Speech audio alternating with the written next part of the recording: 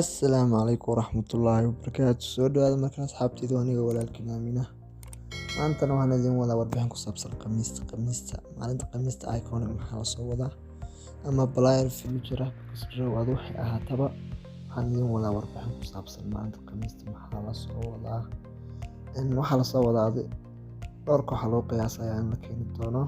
Kooxda koowaad oo la keeni doono isbuucan ayaa la filayaa inay noqonayso AC Milan saddex nin adag ku jirto Gullit, Rijkaard iyo Ronaldinho. Ninka koowaad ayaa noqonaya marka Ronaldinho oo 94 marka levelka loo buuxiyo 97 tagaya marka kooxdiisa kiisana qolka ayuu noqonaya.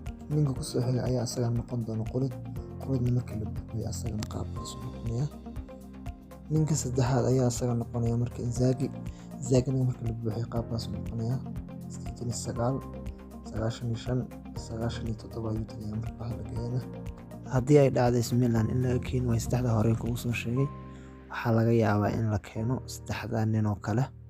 Marka asxaabay hadday dhacdo AC Milan in laga keeno way saddexda nin hore kugu soo sheegay waxa kaloo laga yaabaa inay ka keento saddexda nin Van Basten, Maldini iyo ninka la yiraahdo Rijkaard.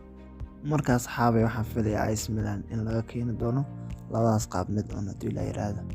Asxaabay kooxda labaad oo lagu rajo weyn yahay la filay in la keeni doono ayaa iyadana kooxda Real Madrid oo ku jirta saddex nin marka waa Roberto Carlos iyo labada nin oo kale weeyaan ayagana markii la buuxiyo qaabkaas ay noqon doonaan. Kooxda saddexaad ayaa iyadana Manchester City ayaa la keenayaa oo iyadana ku jirto laba nin ayaa ku jirta iyadana waa ninkaas BMF ko dhaxda iyo Hart ayaa ku jiro marka Manchester City labadaas laga keeni doona la filayaa hadii la yiraahdo. Marka asxaabay kooxda afraad oo la saadaalinaya iyadana in la keeni doono ayaa kooxda Atletico Madrid sababtoo dhawaankan wax iconic moment lagama keenin Atletico Madrid marka haddii Atletico Madrid la keenano labada nin ayaa laga keeni doonaa Forlan iyo Fernando Torres.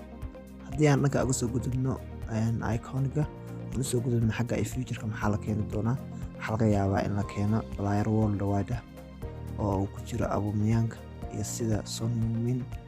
Haddii kuwan la keeni waayna asxaabay haddii kuwaas la keeni waayna kuwan ayaa la keenayaa sida Lewandowski, Benzema waa Blairada ugu fiicnaa championka marka xagga future-kana labada mid baa la keeni doonaa kuwan ama kuwii hore.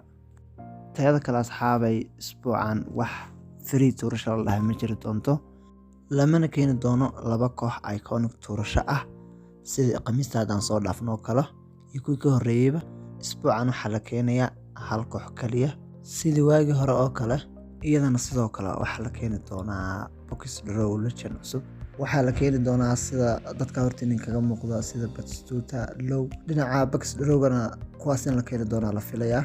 Match day-gana qaabkaas loo keeni doonaa 200 oo coins iyo 400 oo points marka asxaabtayda qaaliga wixii warbixin ku saabsan Khamiista wayga intaas fadlan taas ku cusub tahay channelka subscribe noo saar waa inoo muhiim comment-gana fikirkaaga like tan nagu dhiirigeli marka asxaabtayda qaaliga sidaas iyo kulanti dambe oo xiiso leh.